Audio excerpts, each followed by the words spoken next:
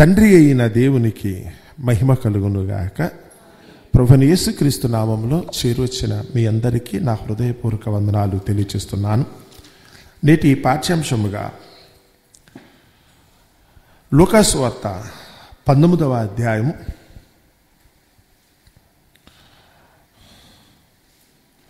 34వ వచనం నుంచి జరిగిన సంఘటన, ఈ రోజుకి సంబంధించిన సంఘటన ఒకసారి చదువుతున్నాను.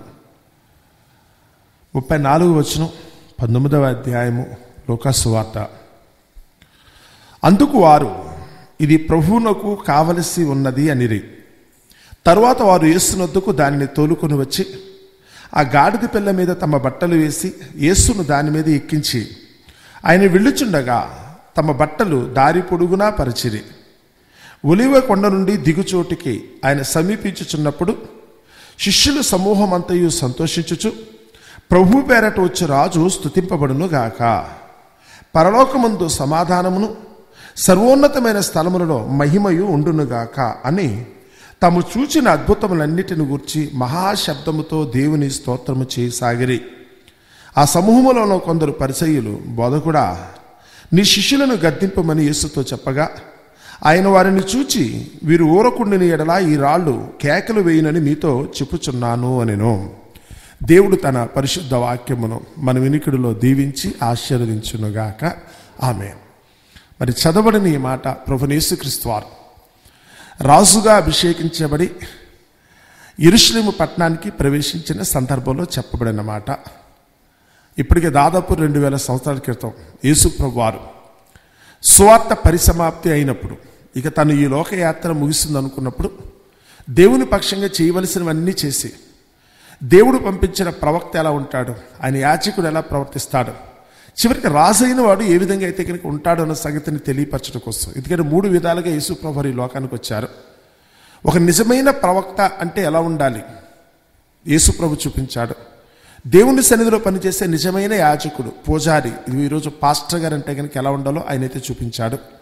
ఇక ఆఖరిగా ఆయనైతే మాత్రం ఒక రాజుగా ఉంటే కనుక ఎలా ఉండాలి, ఆ రాజు యొక్క గుణగణాలు ఎలా ఉండాలి, అతని యొక్క వ్యవహార శైలి ఎలా ఉండాలి, లోకంలో ప్రజల ఎడల ఆయన యొక్క దృక్పథం ఎలా ఉండాలనే సంగతిని తెలియచేయడం కోసం ఈరోజు రాజుగా అభిషేకించబడిన రోజు.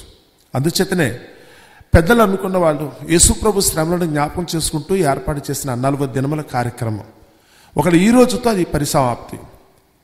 ఇప్పటి వరకు అయితే కనుక యేసుప్రభు యొక్క శ్రమలను గురించి, శోధనల గురించి, ఆయన మరణాన్ని గురించి 45 రోజులైతే ఆయా స్థలములు ఏందైతే కనుక విరివిగా ప్రకటిస్తారు. యేసుప్రభు చనిపోయిన కారణం ఏంటో, ఎందుకు ఆయన శోధించబడ్డాడు, ఆ శోధనలో ఏ విధంగా ఆయన జయించబడ్డాడు అనే సంగతుల గురించి సమస్తము నేర్చుకోవటం.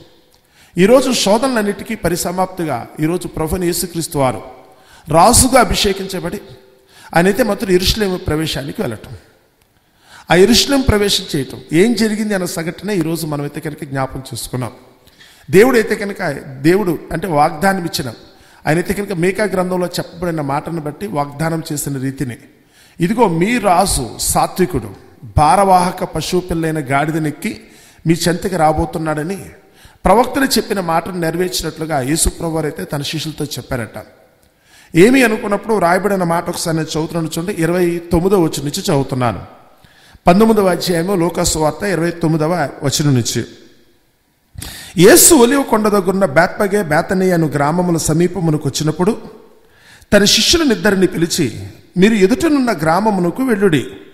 అందులో మీరు ప్రవేశింపగానే కట్టబడి ఉన్న ఒక గాడిద పిల్ల మీకు కనపడను. దాని మీద ఏ మనుషుడును ఎన్నడును కూర్చుండలేదు. దానిని విప్పి తోలుకొని రండి. ఎవరైనానో మీరు ఎందుకు దీన్ని విప్పుచున్నారని మిమ్మల్ని అడిగిన ఎడల, ఇది ప్రభువునకు కావలసి ఉన్నదని అతనితో చెప్పుడని చెప్పి వారిని పంపెను. పంపబడిన వారు వెళ్ళి ఆయన తమతో చెప్పినట్టే కనుగొని ఆ గాడిద పిల్లను విప్పుచుండగా దాని యజమానుడు, మీరు గాడిద పిల్లను ఎందుకు విప్పుచున్నారని వారిని అడిగిరి. అందుకు వారు, ఇది ప్రభువునకు కావలసి ఉన్నది అనిరి. తరువాత వారు యేసునొద్దకు దాన్ని తోలుకొని వచ్చి ఆ గాడిద పిల్ల మీద తమ బట్టలు వేసి యేసును దాని మీద ఎక్కించి ఆయన వెళ్ళుచుండగా తమ బట్టలు దారి పొడుగునా పరిచిరి. ఒలివ కొండ నుండి దిగుచోటికి యేసు సమీపించుచున్నప్పుడు శిష్యుల సమూహం అంతయు సంతోషించుచు, ప్రభువు పేరట వచ్చు రాజు స్తుతింపబడును గాక. ఇది మనుషులు ఎన్నిక చేసుకున్న రాజు కాదు. మనుషులు ఎన్నిక చేసుకున్న రాజు, లేదా రాజు తమకు తాముగానే ఎన్నిక చేసుకున్నది కూడా కాదు. లోకంలో అయితే కనుక రాజ్య పాలనలో అని కనుక అనుకున్నట్టయితే ఈ ప్రపంచాన్ని ఏలిక చేసిన వారు ఏలికలుగా 3 రకాలుగా అయితే కనుక దేవుని వాక్యం సెలవిస్తున్నాడు. ఏలికగా అయితే కనుక 3 రకాలు అయితే కనుక దేవుడు అయితే కనుక సెలవిస్తున్నాడు. మీరు ప్రకటన గ్రంథం చదువుతున్నప్పుడు ఆ 3 రకాలు కనపడుతూ ఉంటాయి. ఒకటి మత సంబంధమైన రాజ్యం, రెండోది అయితే కనుక రాజ్యాధికారం, రాజులే తమకున్న బలువును బట్టి శక్తియుక్తులను బట్టి సైన్య సమూహాన్ని బట్టి గెలుచుకునే రాజ్యాలు. మూడోది అయితే కనుక ఇదిగో ఈరోజు చట్టాన్ని బట్టి రాజ్యాంగాన్ని బట్టి ఏర్పరచుకున్న డెమోక్రసీ అంటారు, ప్రజాప్రభుత్వం అని ఏదైతే పిలువబడుతుందో అది. ఈ ప్రపంచంలో 3 రకాల రాజ్యాలు. మొదటిదైతే కనుక దేవుడే వెళ్తాడు, దేవుడే పరిపాలిస్తాడన్న ఉద్దేశంతో దేవుని పేరు మీద సాగించే రాజ్యం. రెండో దాని దగ్గరికి వచ్చినప్పుడు రాజులే అంటే బలవంతులు అనుకున్న వాళ్ళు ఎవరైతే ఉన్నారో తమకున్న శక్తియుక్తులను బట్టి ఆయా ప్రజలను అయితే కనుక ఒడిసిపెట్టుకోవటం, పొరుగు దేశాల మీదకి వెళ్ళి యుద్ధాలు చేయటం, తమకున్న ఆయుధ పాటవాన్ని బట్టో తమకున్న శక్తి సామర్థ్యాలను బట్టో ఎదుటివారిని గెలిచి వారి మీద ప్రభుత్వం చేయటం. మూడో దాని దగ్గరకు వచ్చినప్పుడు ప్రజాస్వామ్యం. ఇప్పుడు ప్రస్తుతం మన భారతదేశంలో అయితే కనుక ప్రజాస్వామ్యం ఉంది. దీనికి ఒక అడుగు వెనక్కి వెళితే కనుక రాజులు, ఆ రోజు బ్రిటిష్ వారు అయితే కనుక మన దేశాన్ని పరిపాలించారని, అంత మునుపు కూడా మన దేశంలో ఎవరిదైతే రాజ్యం అంటే బలమున్న వాడిదే రాజ్యం. రాజులు ఏలుబడి వారి సొంత ఇష్టాలను బట్టి వారు ఎలాగే గెలుచుకున్నారు కనుక గెలిచిన ప్రజల మీద వాళ్ళు ఏలుబడి చేయటం గడిచిన కాలంలో. అంతకంటే ముందు మన భారతదేశంలో కూడా అయితే కనుక మూడోది కూడా ఉంది, మత సామ్రాజ్యం. మతాన్ని బట్టి దేవుడే పరిపాలిస్తున్నాడు, దేవుడే రాజు అని చెప్పి ఒక రాజుగా కాకుండా దేవుడు పంపబడిన రాజు అని కొంతమంది, లేకపోతే దేవుడే పరిపాలిస్తున్నాడనే ఉద్దేశంతో మీరు ఇప్పటికీ కూడా అయితే కనుక సినిమాలు చూస్తున్నప్పుడు అందులో అనాగరికమైన మనుషులు ఎక్కడైతే ఉంటారో అక్కడున్న కొండ దొరో కొయ్య దొరో లేకపోతే ఇక్కడికి ఆటవిక తెగలనుకున్న వాళ్ళందరూ కూడా అందులో ఉన్న నాయకుడు ఓ అంటే పైకి చూస్తూ ఉంటాడు, చేతులు అయితే కనుక ఎముకలు పట్టుకుని కర్రలు పట్టుకుని దేవుడు నాతో మాట్లాడుతున్నాడు, ఇదిగో మీరు ఎలా చేయండి అని చెప్పటం. మన భారతదేశంలో గడిచిన కాలంలో అయితే కనుక విరివిగా అయితే కనుక కొన్నాళ్ళు అయితే కనుక ఇది పాటించబడింది. దేవుడు చెప్పిన రాజ్యాంగం ఇప్పుడు కూడా అయితే కనుక మన దేశం వారు అయితే కనుక అదే కోరుకుంటున్నారు కూడా. దేవుడే పరిపాలించేది, ఆ దేవుడైతే కనుక తన దాసుల ద్వారా చెప్తాడు. వారు ఏజెంట్స్ ఉంటారు, ఆ ఏజెంట్స్ చెప్పిన మాటను బట్టి మనం పరిపాలన సాగించాలి. ప్రజల ఇష్టమో లేకపోతే రాజుల ఇష్టమో కుదరదనుకునే స్థితిలోకి మన దేశం కూడా వెనక్కి వెళ్తుంది అనేది బైబిల్ చెప్పిన ప్రకారం అయితే కనుక జరగబోయేది కూడా అదే. నాట్ ఓన్లీ మన ఇండియా, ప్రపంచమంతా కూడా మరలా మత రాజ్యంలోకి అయితే కనుక విడిపోయే పరిస్థితి. సో ఈ సమయంలో నిజంగానే దేవుడే ఒకరికి ఈ రాజ్యాన్ని పరిపాలిస్తున్నాడా?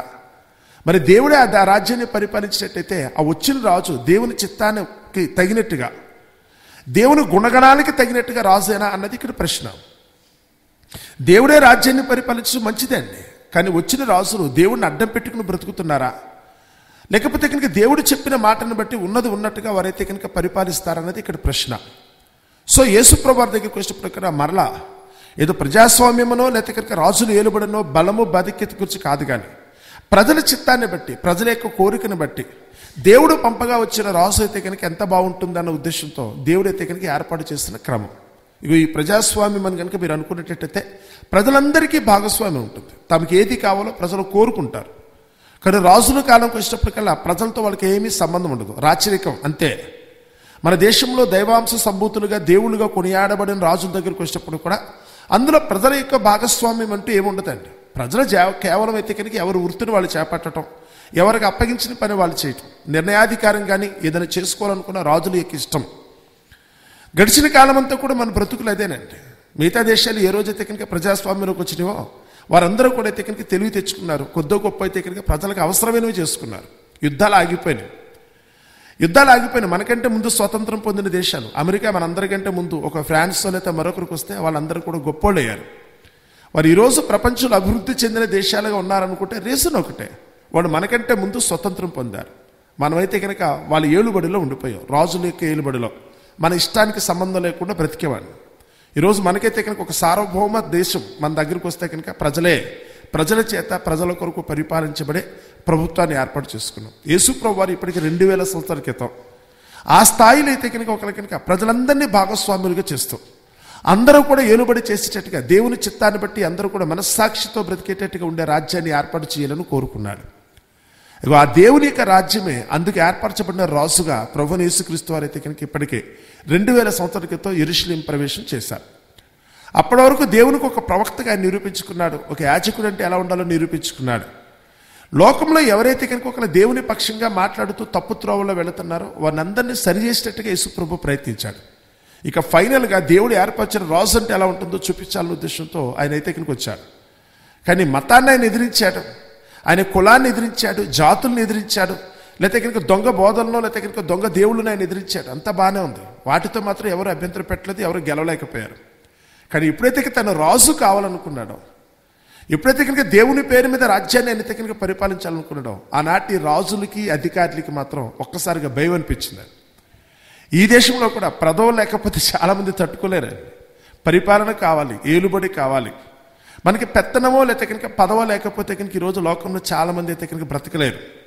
నువ్వు ఏదైనా చేసుకో, ఎన్ని పాటలు పాడుకున్నా, ఎన్ని ప్రార్థన చేసుకున్నా, నువ్వు ఎన్ని మీటింగ్లు పెట్టుకున్నా నేనేమి అనరు. నువ్వు ఎన్ని ఉత్సవాలు చేసుకున్నా, ఎన్ని దీక్షలు నోములు వ్రతాలు చేసినా నేనేమి అనరు. పదవుల్లో ఉన్న వాళ్ళకైతే మాత్రం ఏలికి చేసేవాళ్ళు ఎవరైతే ఉన్నారో వారి జోలికి వెళ్ళనంతసేపు నువ్వు ఏ మతమైనా కానీ తప్పకుండా వాళ్ళైతే కనుక నేను గొప్పగా ఇచ్చేస్తారు, నేను సపోర్ట్ చేస్తారు, నీతో పాటు వాళ్ళు కూడా ప్రార్థన చేస్తారు. కానీ పదవుల్లో కనుక చేయి పెట్టావు అనుకుంటే మాత్రం పొరపాటును మాత్రం ఊరుకోరు. ఇదే యేసుప్రభు విషయంలో అయితే ఇప్పుడు 2000 సంవత్సరాల క్రితం జరిగిన సంఘటన. యేసుప్రభు ఎప్పుడైతే కనుక రాజ్యాధికారాన్ని అయితే కనుక స్వీకరించాలనుకున్నాడు, రాజుగా అయితే కనుక వాళ్ళకి ఎప్పుడైతే తెలియచెప్పాలని దేవుని చిత్తం చొప్పున ఆయన వచ్చాడో, వెంటనే వాళ్ళు ఊహించిన దానికి విరోధంగా అయితే కనుక కంగారు పడిపోయారట. అందుకని యేసుప్రభు వచ్చేటప్పుడైతే కనుక అందరూ కూడా ఆయన గురించి ఏమన్నారు అనుకున్నప్పుడు చూడండి, 36 వచనం. ఒలీవల కొండ నుండి దిగుచోటికి ఆయన సమీపించుచున్నప్పుడు శిష్యుల సమూహం అంతయు సంతోషించుచు. యేసుప్రభు ఎప్పుడైతే కనుక రాజుగా ఉండటానికి ఇష్టపడ్డాడు, అంతకుముందు చాలాసార్లు ప్రయత్నించినప్పటికీ వాళ్ళ చేతికి దొరకకుండా యేసుప్రభు వెళ్ళిపోయాడు. ఎట్ లాస్ట్ ఫైనల్గా అయితే మాత్రం ఆయన రాజుగా ఉండటానికి ఎప్పుడైతే ఇష్టపడ్డాడు, ఇక రాజుగా అయితే యెరూషలేము రంగప్రవేశం చేయడానికి ఎప్పుడైతే కనుక ఒప్పుకున్నాడో, శిష్యుల సమూహం అంతా కూడా ఏమైపోయిందంట, సంతోషించుచు ప్రభువు పేరట వచ్చి రాజు స్తుతింపబడును గాక. ఈయన రాజుగా వచ్చేది ఏదో మనిషి వ్యక్తిగత జీవితాన్ని బట్టి కాదు, బలమును లేకపోతే ఆధిక్యతను బట్టి కాదు, ధనాన్ని బట్టి కాదు. కానీ ఎవరి పేరు మీద ఆయన వస్తున్నాడో తెలుసా? దేవుడే ఆయన్ని రాజుగా ఇక్కడికి పంపిస్తున్నాడు. ప్రభువు పేరట వచ్చి రాజు స్తుతింపబడును గాక. రెండో మాట, పరలోకమందు సమాధానమును సర్వోన్నతమైన స్థలములలో మహిమయు ఉండునుగాక. అక్కడ పలికేటప్పుడు మిగతా సువార్తలు చదివినప్పుడు అక్కడైతే కనుక పరలోకమందు సమాధానము సర్వోన్నతమైన స్థలములో జయము అంటారండి. అంటే అక్కడున్న వాళ్ళందరికీ నెమ్మది కలుగునుగాక. దేవుడే తన రాజును పంపించి ఈ లోకాన్నే కనుక ఏలేటట్టయితే, దేవుడు తన రాజును పంపించి లోకాన్ని కనుక పరిపాలించే పరిస్థితి వచ్చిన రోజు మాత్రమే నిజంగా మనుషుల మధ్యన సమాధానం ఉంటుంది. ఒకరి ఎడల ఒకరైతే కనుక ప్రేమ కలిగి ఉంటారు. యేసుప్రభు రాజు అయిన పర్పస్ అయితే కనుక అదే, తను రాజుగా ఎందుకు ఉండాలని నేను కోరుకున్నాను అనుకుంటే మనుషులందరినీ ఒకే ఘాటన కట్టాలని, అందరి మధ్యన ప్రేమాప్యతలు చిగురింపు చేయాలని. మనమందరము కూడా ఒకటే, మనకు కులాలు లేవు, మనకి జాతులు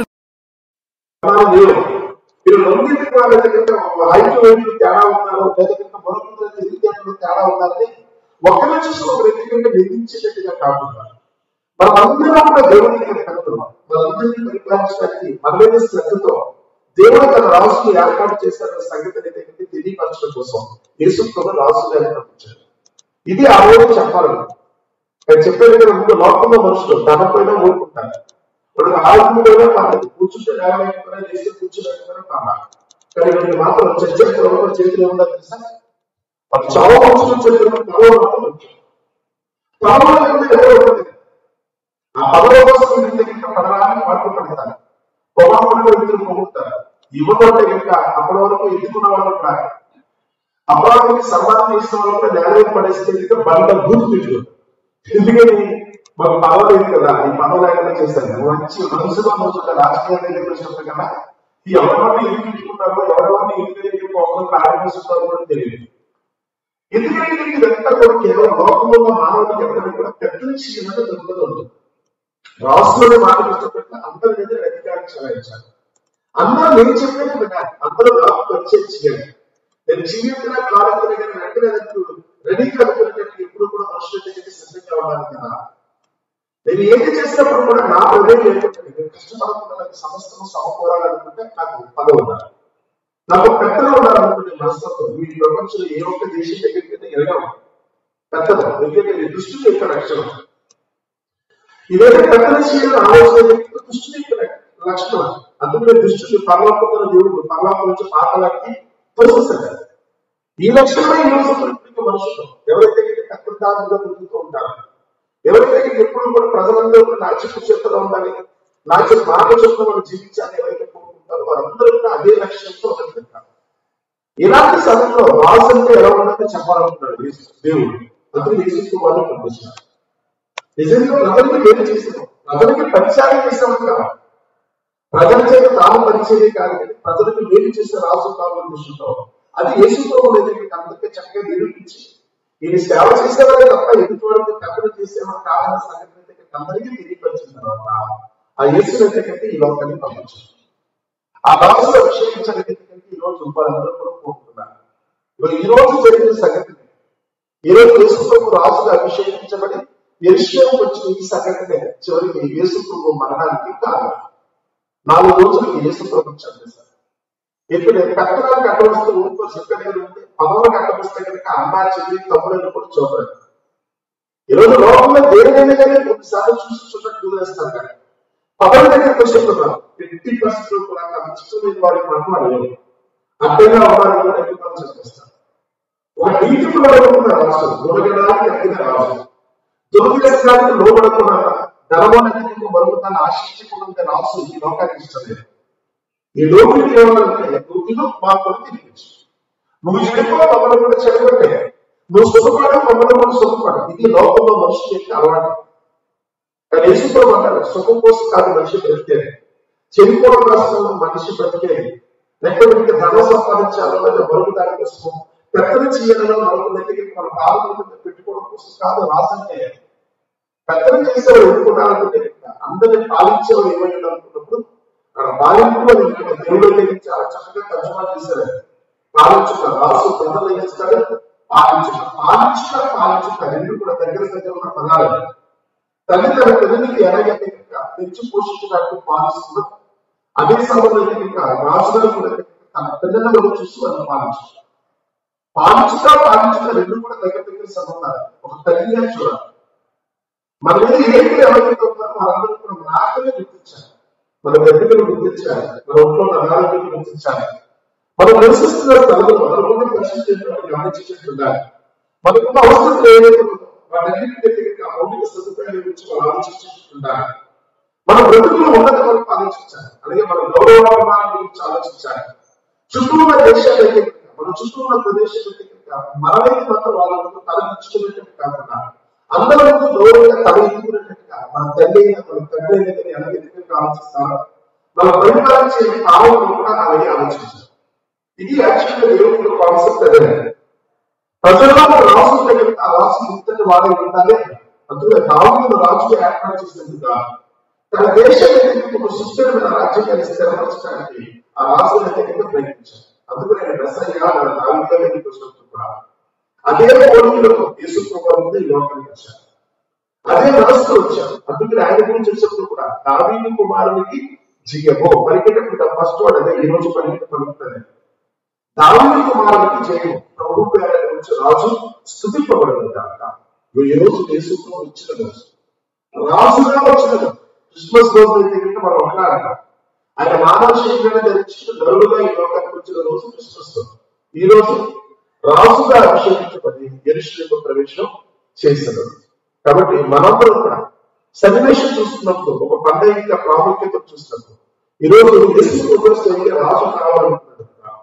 నీటి తప్పిన ఈ లోకంలో ఒకటి దుర్వ్యసనానికి లోపడిన ఈ లోకంలో అందరూ దొంగలుగా పడిపోయిన ఈ లోకంలో అది మన పాలకుల, మన యాజకుల, మన ప్రవక్తల అందరూ కూడా సొంత లాభం కోసం వాళ్ళ దగ్గర చేయకుండా పనులు చేస్తూ ప్రజలందరినీ కూడా ఒక దగ్గర పీడించి పిచ్చి చేస్తున్న ఈ కాలంలో యేసు ప్రభు రాజు అయితే ఎలా ఉంటుంది? ఆ యేసును రాజుగా చేస్తే కనుక ప్రజల యొక్క బృతులు ఎలా ఉంటాయో దృష్టితో యేసు ప్రభు రాజు చేయాలని ఆ రోజు దేవుడు కోరుకున్నాడు. కానీ దుష్టుని ఏమన్నా ఈ లోకం వాళ్ళ దుష్టక్రియలు ఆరితేపడి ఈ లోకం యేసు ప్రభుని రాజుగా వచ్చడానికి వాడు ఇష్టపడదు. కరెక్ట్ గా ఈరోజు ఆదివారం అనుకున్నట్టు కేవలం రాజులు వచ్చారు. సోమవారం, మంగళవారం, బుధవారం, గురువారం సాయంత్రానికి యేసు ప్రభుని పట్టేసుకున్నారు. శుక్రవారం సాయంత్రానికి సమాధానం కూడా పెట్టేస్తారు. ఇక్కడ ఇలాంటి రాజు మాకు అక్కర్లేదు కదా, నీటిగా పరిపాలించే రాజు మాకు అక్కర్లేదని ఆలోచన అంటారు. అందుకని శాపం ఈ రోజు వరకు ఇజ్రాయేల్ దేవుడికి శిక్ష ఇప్పటికి కూడా నెమ్మది లేని జనాలు, ఎప్పుడు చూస్తున్న భయం వీటితో బ్రతికే జనాలు. ఎందుకంటే నీతిమంతుల రాసులు, అతని సమాధాన కట్టైన రాసులు వాళ్ళు అంగీకరించారు. వాళ్ళు అంగీకరించే పాపాలు పరీక్షించబడుతున్నారు. ఇప్పుడు ఈ రోజు మనకు కూడా అవకాశం వచ్చింది. ఒక నీతిమంతులు ఉన్న రాసులు మీరు స్వీకరిస్తారా లేదా? మీకు లేకపోతే రాసు కదా, మీకు పరిచర్య చేసే రాసు, మీ కష్ట నష్టాలకు తోడుగా ఉండే రాసు. అలాంటి ప్రజలందరూ కూడా యేసు ప్రభు రాజు కావాలని కోరుకున్నారు. ఇలాంటి వాళ్ళు రాసైతే కనుక మా జీవితానికి నెమ్మది తగ్గుతుందని వాళ్ళ ఆశ. కానీ జరిగింది, వాళ్ళు యేసు దగ్గరికి రాజు పంచుకున్నారు. అప్పటి నాయకులు ఎవరైతే ఉన్నారు, అప్పటి యాజకులు ఎవరైతే ఉన్నారు, అప్పటి ప్రవక్తగా క్షణాలని అవుతున్న శాస్త్రులు పరిస్థితి ఎవరైతే ఉన్నారో వాళ్ళందరూ కలిసి పెట్టినారు. మూడు కూడా ఏకీపించి వాళ్ళందరూ కూడా తీసుకున్న రోజు చంపిస్తారు. కారణం ఏంటంటే ఈ లోకానికి నీతితో పనిలేదు, ఈ లోకానికి పరిశుద్ధితో పనిలేదు, ఈ లోకానికి యథార్థంతో పనిలేదు. అంతా కదా కుళ్ళు, కుట్ర, కంట, మోసం. ఎప్పుడు ఎవరిని ఎప్పుడు కొనుక్కుంటారో, ఎవరెవరిని ఎప్పుడు ప్రశ్నించుకుంటారో తెలియదు. చూడండి, మీకు బుద్ధిపాటు అవగాహన కలిగిన త్వరలో రాకుండా ఎలక్షన్ వస్తుంది. ఈ రోజు పడే పాటలు చూడండి, నవ్వండి. యేసు ప్రభు ఇప్పటికి 2000 సంవత్సరాలు చెప్పండి, ఈరోజు యథార్థంగా కనిపిస్తుంది. ప్రపంచం ఏ పుస్తకంలో కూడా ఈ రోజు సిచ్యువేషన్ రాయలేదు. మీరు ఎలక్షన్ వస్తే కొద్దిపాటి పని ఎవరైనా కొంచెం అవగాహన కలిగిన వాళ్ళు, మీకు దాంట్లోనే దగ్గర వచ్చి మీకు ఏదైనా అవగాహన కలిగిన వాళ్ళు చూడండి. ఇప్పుడు బయట చూడండి, ఏదైతే యేసు ప్రభు చెప్పాడో ఈరోజు అదే నమ్మకం. ఇక్కడ ఎవరు చెప్పలేదు, అది ఎవరికి తెలియదు. ఎవరికే చెప్పలేదు తప్ప సరదాగా దూరం తీరేటట్టు చెడు దూరం తీరే మాట్లాడే తప్ప దాంట్లో నీకంటే మీ బ్రతుకంటే ఈ రోజు కనుక ఆ బ్రతుకుని ఏంటంటే చెప్పడం వస్తాయి. యేసు ప్రభు తన రాసులు అభిషేకించబడితే అలా ఉంటుంది. నేను రాసు అవ్వాలని అనుకుంటున్నాను, ఆయన రాసు అవ్వాలని అనుకుంటున్నాను. నా రోజులు అయితే ప్రాణాన్ని తీసేసే పరిస్థితి. అందుకని దయచేసి యేసు ప్రభు చెప్పిన మాట శ్రమకాలం గురించి మనం మాట్లాడుతున్నప్పుడు 40 రోజులు 5 రోజులు 40 రోజులు మనం బుధవారం రోజు అయితే ప్రారంభించుకున్నాం. ఫిబ్రవరి 14 అయితే ప్రారంభించాం. ఈ రోజుకి అయితే కనుక మార్చి 24, ఈ రోజు కరెక్ట్గా 40 రోజులు. ఈ 40 రోజులు మీకు విన్న మాటల్లో ఒకసారి గుర్తించుకోండి. యేసు ప్రభు మరణానికి గల కారణం ఏంటో చూడండి. ఎందుకంటే అవినీతికి లోబడి ఈ దేశం, లేదా చుట్టూ ఉన్న సమాజం దుర్మార్గమే వెళ్ళింది. నోరు తెలిస్తే కనుక వాళ్ళ నోట శాపం వచ్చిందే తప్ప కీడు తప్ప మరేమీ లేదు. నోరు మన అధికారులు అలాగే ఉన్నారు, నాయకులు అలాగే ఉన్నారు, మనం పాలించే పాలకులు కూడా అలాగే ఉన్నారు. ఇలాంటి వారి మధ్యన ఒక యేసుక్రీస్తు రాజు అయితే ఎలా ఉంటుందో తెలుసా? యేసుక్రీస్తు రాజు అనుకుంటే కనుక ఏమిటో చెప్పడానికే కోరుకుంటారు. ఎందుకంటే యేసులో వీళ్ళ బతకలకే కుదరదు. యేసును ఆదర్శంగా చేసుకుని ఈరోజు దేశాన్ని పరిపాలించే సాధ్యం కాదు. ఎక్కడ చూసినప్పుడు కూడా మోసము, దగా మాత్రం ఉన్నారు. ఎక్కడ చూసినా నూరుగంట అబద్ధమే ఉన్నాయి. ఎదుటి వారికి అన్యాయం చేయాలని ఆలోచన తప్ప ఈరోజు తోడు వారి గురించి దాన్ని సత్యంగా ఆలోచన అందరూ ఇంకా సమాధానంతో ఉంచాలని ఈరోజు ఎవరికి లేదు. ఒకరి మధ్యలో ఒక కలహ, కులానికి వచ్చిన ఈరోజు మంచి మనసులో కొట్టాలంటున్నారు కదా. మా కులం గొప్ప, మా కులం గొప్ప, మా ప్రాంతం గొప్ప, మా ప్రాంతం గొప్ప, లేకపోతే మా కుటుంబం గొప్ప, మా కుటుంబం గొప్ప. ఇది ఈ రోజు ప్రాథమిక మనస్తత్వం. ఇలాంటి మనస్తత్వం నిలుబడి చేసే పరిస్థితి వస్తాయి.